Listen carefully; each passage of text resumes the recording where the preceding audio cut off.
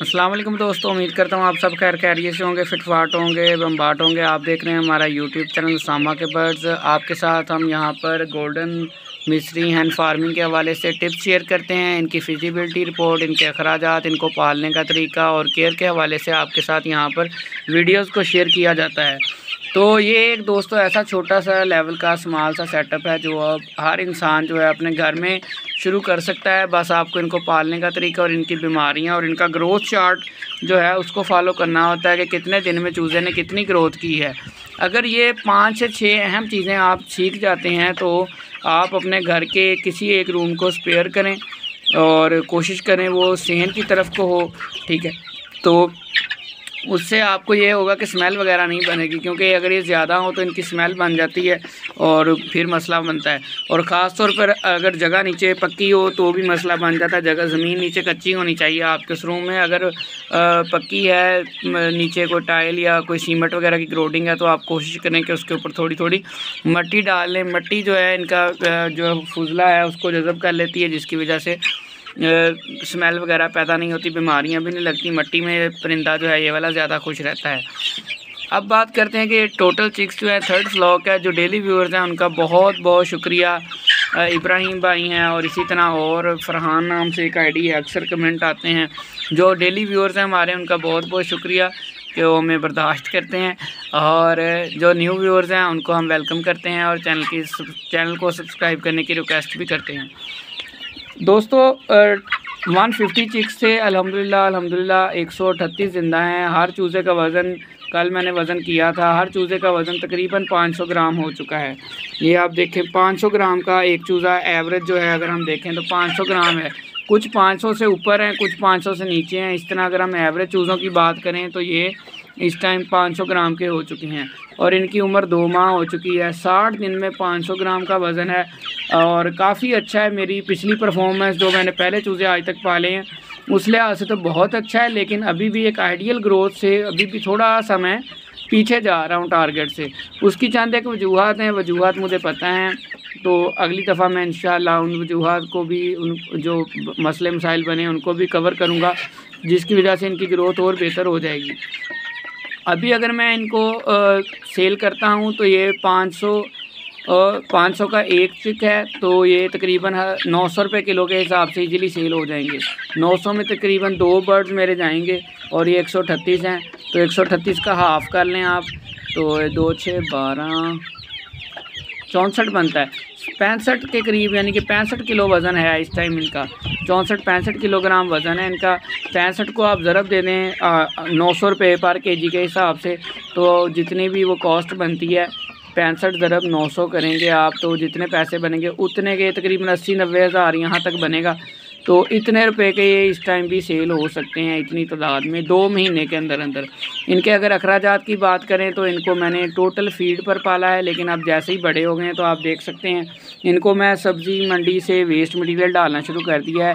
पहला तकरीबन 40 से 50 दिन मैंने इनको कोई एक्स्ट्रा चीज़ नहीं दी जिससे इनका पोटा ख़राब हो, इनकी ग्रोथ रुके। लेकिन अब ये बड़े हो गए हैं, इनका पोटा डेवलप हो गया, उम्र के साथ साथ इनकी इम्यूनिटी भी बढ़ गई है, वैक्सीनेशन भी कर दी है, ख़तरनाक स्टेज से अल्हम्दुलिल्लाह ये निकल चुके हैं। तो इसलिए अब जो है मैंने इनको टमाटर, गोभी, पालक, प्याज, रोटियां, सर्दियों में आपने रोटी कभी भिगो के नहीं देनी, बुखार हो जाएगा, परिंदा आपका लॉस हो जाएगा, परिंदे का बुखार भी सबको हो जाएगा। वो ठंडी बहुत हो जाती है, नरम करने के लिए टुकड़ा है ना, तो आपने भिगो के नहीं देना। कोशिश करें ताज़ा रोटी अगर कोई बची हुई है तो वो छोटे छोटे टुकड़े करके इनको डालें। अगर जैसे हम सुबह टाइम पराठा होता है उसका रिज़ल्ट बहुत है, क्योंकि घी होता है, उसको लगा देसी घी तो अब हम इन्हें डालने से रहे, लेकिन उसमें जो डालडा या नीमत घी का इस्तेमाल हम करते हैं वो जब इनके अंदर चिकनाई आती है, फ़ैट आती है, तो इनका वेट गेन बहुत अच्छे तरीके से होता है। बाकी जो फ़ीड का इस्तेमाल लाजमी करवाएं। फ़ीड में दोस्त भाई एक कमेंट में पूछ रहे थे भाई कितने नंबर फ़ीड डालें। तो दोस्तों इसका हर कंपनी का अपना ही नंबर है। किसी कंपनी का 12 नंबर बारीक है, किसी कंपनी का 14 नंबर है। अब हमारे एरिया के अंदर जिस कंपनी की फ़ीड चलती हैं वो अजवा है, चौधरी है, पंजाब फ़ीड मिल है। तो मैंने इनको एक फ़ीड की जो थी थैला वो चौधरी का डाला था, एक अजवा का डाला था, एक पंजाब का डाला था। जिसमें सबसे शानदार जो मुझे फ़र्क महसूस हुआ वो पंजाब फीड मिल का हुआ। उसकी प्राइस भी बाकियों से ज़्यादा थी, लेकिन उसके अंदर जो इंग्रेडिएंट्स थे वो बहुत ज़्यादा अच्छे थे, उसमें प्रोटीन बहुत ज़्यादा थी। और देने वाले बंदे ने भी मुझे कहा कि ये आप याद ही करोगे, इतनी तेज़ ग्रोथ होती है इनसे, आप 400 500 या 600 के फ़र्क को ना देखो। फीड का जो थैला है, अब आपके माइंड में आ रहा होगा वो थैले की प्राइस भी भाई बता ही दे। तो दोस्तों फीड का जो एक थैला है वो 6500 रुपये का है। स्टार्ट के अंदर तो समझ ले ना होने के बराबर है। एक थैला इनसे 30 दिन में ख़त्म हुआ था जब ये 150 थे और छोटे थे, लेकिन अब जो है एक थैला तकरीबन 12 से 13 दिन निकालता है इस एज में जाके। एक थैला 12 से 13 दिन। और एक थैले की कीमत जो मैं अब इन्हें पंजाब पोल्ट्री फीड मिल की जो फीड दे रहा हूँ वो इनको तकरीबन वो एक थैले की कीमत ही 7200 के करीब है, यानी कि 500-700 रुपया महंगा है वो। 7200 वो है, लेकिन ये है कि वो फीड देने से एक तो इनके बैक गेन नहीं लगता, चूज़े का लॉस नहीं होता, गंदी फीड खाने से चूज़ा मरता है, और दूसरा ये ग्रोथ रुक जाती है, वहाँ से लॉस हो जाता है। आप 500 बचा लेंगे लेकिन वो वज़न उतना गेन नहीं करेगा, तो समझ लें दूसरी तरह से लॉस हो गया। तीसरा ये है कि इनको बीमारी जल्दी नहीं आती, फिर गंदी फीड खाएंगे बीमारी आएगी।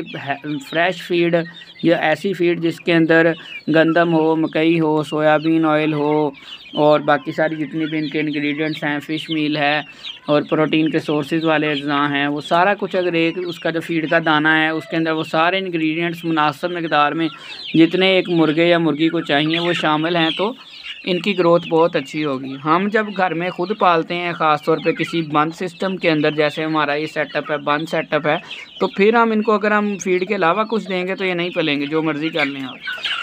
पलने से मुराद ज़िंदा रहेंगे, अंडे नहीं आएंगे, उम्र के हिसाब से वेट गेन नहीं करेंगे। नया बंदा सिर्फ पाल के ज़िंदा रख के खुश होता है, लेकिन जो एक्सपर्ट बंदा हो जाता है वो चेक करता है कि ज़िंदा रहने के साथ साथ क्या इन्होंने उतने अंडे दिए, क्या इन्होंने उतना वज़न किया जितना वज़न इनका होना चाहिए था। तो ये सारी चीज़ें मैटर करती हैं, ये आपने इनके बातों का ख्याल रखना होता है। इस दफ़ा इनका वज़न अल्हम्दुलिल्लाह 60 दिनों के अंदर आधा किलो के हो गए, कुछ आधा किलो से ऊपर हैं, लेकिन मैंने एवरेज वज़न लगाया क्योंकि कुछ छोटे भी हैं अंदर। तो मैंने मल्टीविटामिन का यूज़ करवाया, फर्मेंटो है, मल्टीविटामिन, साइमोस्ट्रेस है। नज़ला ज़ुकाम बुखार के हवाले से आप पैनाडोल और या फिर जो है टाइलोफर्सिन साशे का इस्तेमाल करवाएं, उससे भी इनका बुखार जो है, सांस की बीमारियाँ नहीं होती। वैक्सीनेशन करने से मुझे बहुत आराम रहा। इस दफ़ा वैक्सीनेशन की है, तकरीबन 1000 रुपये की एक वैक्सीनेशन हुई है, 1400 की एक हुई है, फिर 1400 की ये अजान देनी सीखी है इन्होंने नई, तो ये वो अजान देता है, बाकी डर जाते हैं कि ये क्या हो गया। ठीक है, तो पिछली दफ़ा जब मैंने लास्ट व्लॉग में मैंने वीडियो में भी बताया था और लास्ट व्लॉग की बात बताई थी आपको कि 6-6 महीने के हो गए थे, लेकिन फिर भी अजान नहीं देनी स्टार्ट की थी। तो अभी ये 2 महीने में भी अभी चंद दिन 2-3 दिन बाकी हैं, तो अजानों पर आ गए हैं। ब्रीडिंग के लिए क्रॉस करना शुरू कर दिया है, तो ये एक बहुत ही अच्छी निशानी है। लेकिन इस दफ़ा अखराजात भी ज़्यादा हैं, क्योंकि पिछली दफ़ा मैंने वैक्सीन नहीं थी की, इस दफ़ा वैक्सीन की है। लास्ट टाइम मैंने जो था इनका फीड इतनी नहीं खिलाई थी, इस दफ़ा मैंने फ़ीड खिलाई है। तो ये 2 चीज़ें ही मेन है और इन 2 चीज़ों के अखराजात जो हैं वो बढ़ जाते हैं। बाकी मैंने चूज़ों की ग्रोथ कैसे चेक करनी है कि चार्ट भी आपके साथ शेयर किया हुआ है। जब चूज़ा 1 दिन का होता है 35 ग्राम का होता है, फिर आहिस्ता आहिस्ता उसका वज़न बढ़ता जाता है। 2 माह पे मैं इनको आधा किलो पे लेके आया हूँ, हालांकि 700-800 ग्राम तक होने चाहिए थे। अगर मैं फुल केयर करता इनकी 700 ग्राम तक इनका वज़न होना था। अभी 500 ग्राम भी नॉट बैड, काफ़ी हद तक मैं सेटिस्फाई हूँ। और ये जो चूज़ा सामने अपने पर सेट कर रहा है वो मुर्गा, इस चीज़ को, ये चीज़ निशानी होती है परिंदे के अच्छी खुराक की, अच्छे माहौल की, अच्छे टेम्परेचर की। अगर आपका परिंदा जो भी आप खुराक दे रहे हैं भाग के पड़ रहा है और उसके बाद वो इस तरह पर भी सेट नहीं कर रहा, ठीक है, बिठें अच्छी नहीं कर रहा, पतली नहीं बिठें कर रहा है, तो समझ लें आपकी केयर अच्छी नहीं है।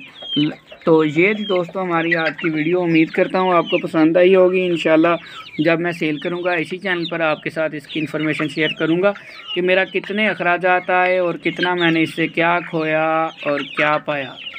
देखते रहें हमारा यूट्यूब चैनल उसामा के बर्ड्स। दुआओं में याद रखें। अल्लाह हाफ़िज़।